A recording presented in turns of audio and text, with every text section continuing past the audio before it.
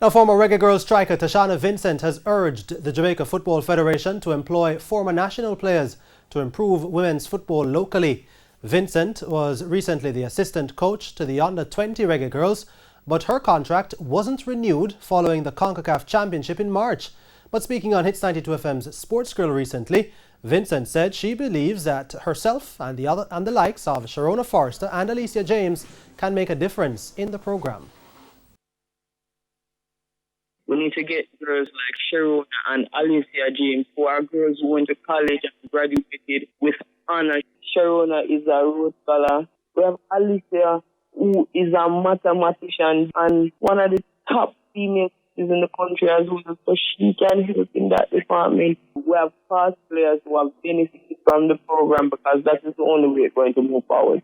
People who have benefited from the program and know the good of the program, who are willing to give back. Vincent also thinks the JFF should request the expertise of other top CONCACAF nations to improve the skills of local women's coaches. Why are we seeking help and guidance from our CONCACAF family? The US is right across there. We can just go and get proper training with us. I speak to my CONCACAF instructors quite often, and they have expressed the desire to help. We need to employ or assign new people, whether it be making additions to the team or getting rid of some and bringing new people in, but there has to be some change in order to get the game to move forward.